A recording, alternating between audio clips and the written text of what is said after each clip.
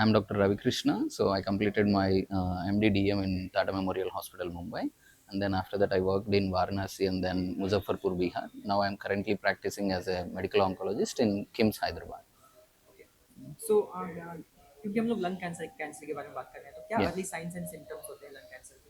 So generally lung cancer का symptoms क्या है कि परसिस्टेंट कॉफ अगर कम नहीं हो रहा है, सांस लेने का तकलीफ हो रहा है, नहीं तो खांसी में थोड़ा खून जैसा आ रहा है, so these are the specific symptoms for the lung cancer. But लेकिन हर कैंसर का एक छोटा सा लक्षण रहता है, लेकिन भूख कम रहना, वजन कम होना, ठीक है, थकावट रहना। अगर ये वाला सिम्टम्स अगर आपको परसिस्टेंटली मोर देन 2 वीक्स के बाद ऐसा हो रहा है, तो देन नेग्लेक्ट नहीं करने का, सो कोई फिजिशियन के पास जाके दिखाना पड़ेगा। And then after physician? So after physician, if you suspect like anything, then we may have to go and then do the investigations and then उसके बाद वर्कअप करना पड़ता है। So कोई भी symptoms अगर आपका 2 हफ्ते के ज़्यादा है तो then you should not neglect। अगर वो खांसी हो सकता है, सांस लेने का तकलीफ हो सकता है, खून आना, ऐसा कुछ कुछ हो सकता है, नहीं तो वजन कम होना। इंटेंशनल वेट लॉस वो अलग है, अगर कोई डाइट कर रहे हैं, वजन कम हो रहा है तो वो अलग बात है। लेकिन विदाउट एनी इंटेंशन अगर वेट लॉस हो रहा है, भूख कम लग रहा है, थकावट जैसा आ रहा है, then you should not neglect दो symptoms. If it persist for अगर 2 हफ्ते के ऊपर है तो नेग्लेक्ट नहीं करने के। So at what age screening should ideally begin and how see often, कब तक?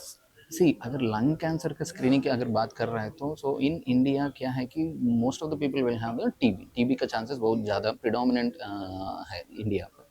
ओके, सो गाइडलाइंस क्या करता है कि अगर अग्रेसिव स्मोकर्स है, ठीक है, मतलब 20 साल से 30 साल तक अगर स्मोकिंग हिस्ट्री है, मोर देन 45 टू 55 ईयर्स का एज ग्रुप में अगर ये कैटेगरी में फिट हो रहे तो then we have to do.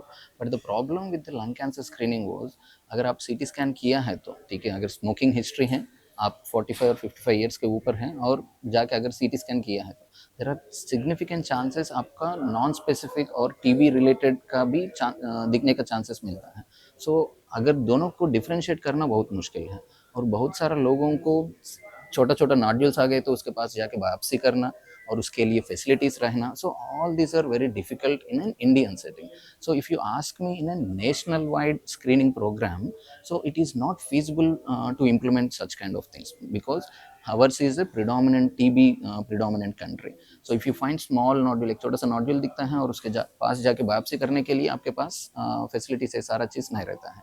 But if you ask me individually, not the screening like national wide program, individually अगर पूछ रहे तो कोई आदमी 55 ईयर्स के ऊपर है and who has a significant smoking history, like 20 से लेकर 30 साल तक ऐसा स्मोकिंग हिस्ट्री है, then they can do low dose CT scan of the chest. लेकिन डॉक्टर के डिस्कस करने के बाद, स्कैन करने के पहले आपको ये सारा चीज़ मालूम होना पड़ेगा, मतलब अगर छोटा सा नोड्यूल है तो क्या करना है, उसके बाद क्या क्या हो सकता है, वो सारा चीज़ रिस्क बेनिफिट दोनों समझ के तब सीटी स्कैन करना है। So that is regarding screening for the lung. Since you have spent time in Muzaffarpur, या what delays you see in the patient from those regions like Bihar and UP? Yeah, see, I have worked in Varanasi, I have worked in Muzaffarpur. Now I'm working in a completely different, altogether setting. So the problem here is the accessibility to the drugs. Okay, and then because of the financial constraints, अगर patient का भी आना चाहते तो patient के साथ और एक आदमी भी आना पड़ेगा, ठीक है, and then if you calculate, he has to lose his job for that entire day and then come to the hospital. So that is the main problem. Okay, so patient आने के लिए the finances are the bigger issue, and the caretakers who has to come with the patient, that is also a bigger problem. So अगर financial issues नहीं है, ठीक है, then accessibility of drugs नहीं है, then we can increase the treatment. That is my next question. What are the या typical cost for lung cancer treatment and what insurance and financial aid options people या should know about? See chemo lung cancer has an multiple varied treatment options और there. अगर उसमें कोई chemotherapy का option है, कोई mutation है तो टारगेटेड थेरेपी का है, और कुछ इम्यूनोथेरेपी करके का भी ऑप्शंस है। कीमोथेरेपी थोड़ा कम में हो जाएगा, लेकिन टारगेटेड थेरेपी और इम्यूनोथेरेपी का कॉस्ट थोड़ा ज़्यादा रहता है। सो इट डिपेंड्स ऑन उसमें इंश्योरेंसेस की कीमोथेरेपी टारगेटेड थेरेपी सारा कवर हो जाएगा। लेकिन अगर आप पूछेगा whether it would be covered in the government schemes, then I would say no, chemotherapy cover हो जाएगा। लेकिन टारगेटेड थेरेपी में भी बहुत सारा दवा है, लेकिन first generation, second generation, third generation जैसा, फर्स्ट जनरेशन जैसा दवा हमको गवर्नमेंट मतलब हॉस्पिटल में मिल जाएगा। Like for example EGFR is the most common mutation, like 25% लोगों में वो पॉजिटिव निकलता है। उसमें 3 ड्रग्स मिलेगा, मतलब फर्स्ट जनरेशन का जेफेटिनिब करके, उसका खर्चा 1 महीने के लिए लगभग 5,000 में हो जाएगा। लेकिन थर्ड जनरेशन का ओसिमाटिनिब का आपको लगभग 2 लाख से लेकर 3 लाख तक खर्चा आ जाएगा। So in these situations, at least you can utilize that first generation drugs in the government settings.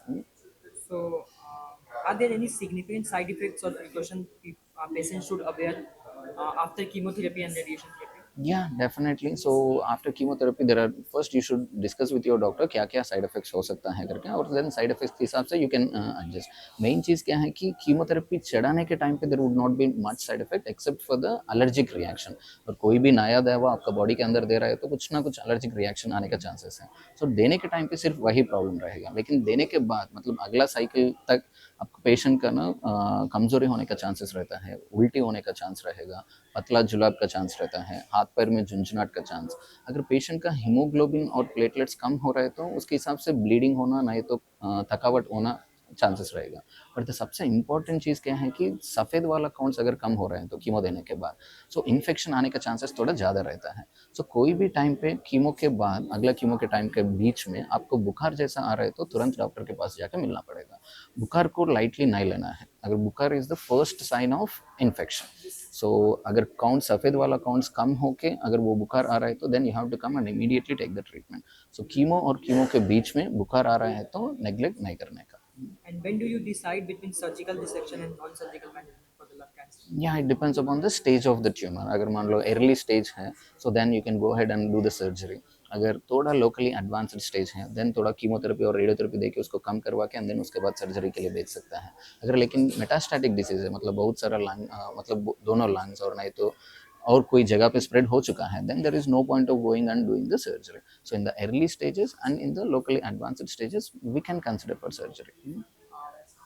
जो पेशेंट्स हैं वो कितने अवेयर है सर्जिकल ऑप्शन से, खासकर जो मिनिमल इन्वेजिव या ट्रीटमेंट्स हैं? या सो लेकिन इसमें मिनिमल इन्वेजिव का ऑप्शंस भी रहेगा लैप्रोस्कोपिक का, but major see in India पे क्या है कि the amount of patients you see in the early stages और वेरी मिनिमल. सारा लोग will present in the advanced stages और in the metastatic stages because they don't have the awareness and because they don't want to, they don't think like हर खांसी आने के बाद they don't think it is because of the cancer, okay, and then they will delay it and most of the people present in the late stages only.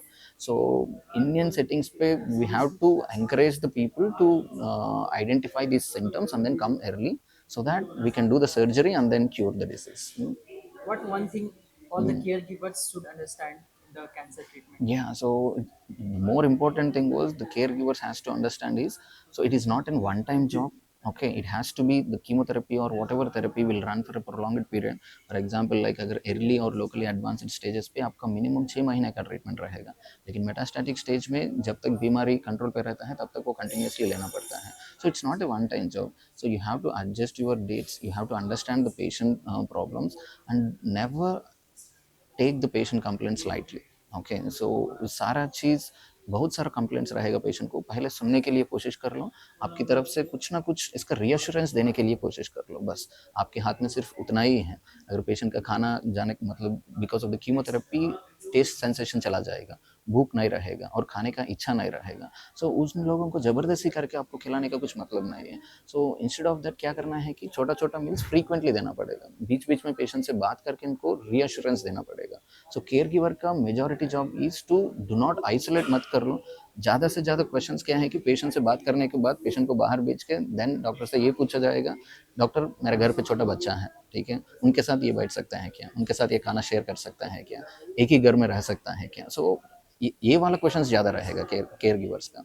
My suggestion would be never isolate any patient because एक chemotherapy, ये cancer ना एक patient से एक patient को spread होने वाला बीमारी नहीं है.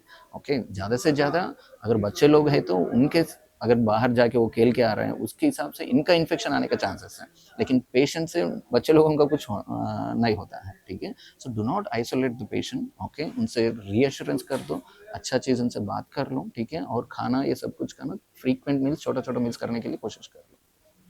Emotional and practical support patient should be needed. That is a very very important thing. That is what I am telling, like reassurance, बात करना है, बीच बीच में पेशेंट के साथ बैठना है, उसको क्या क्या तकलीफ हो रहा है सुनना है. अगर आप कोई भी ट्रीटमेंट नहीं दे रहे हैं केयर गिवर के हिसाब से देखना है तो अगर कोई भी ट्रीटमेंट नहीं है, लेकिन अगर आप एक आधा घंटा उनके साथ बैठ के बात कर रहे हैं तो emotionally they feel lot better. So reassurance is the major thing which should be expected from the caregivers. And when do you decide between systematic therapy like and targeted therapy?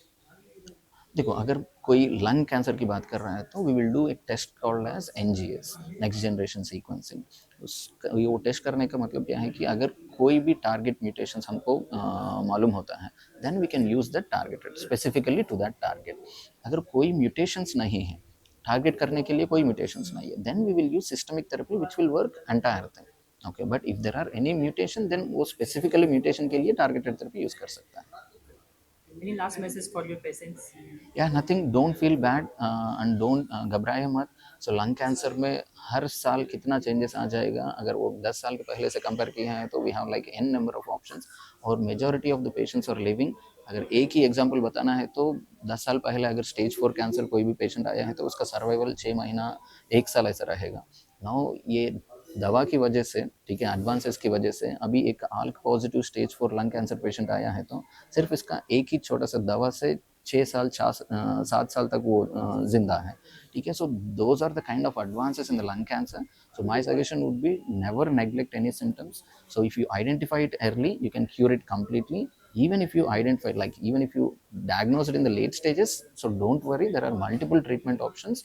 We can control and significantly extend your lifespan. Thank you. Okay, Thank you so thank you, much. thank you, Thank you thank so you so much. much.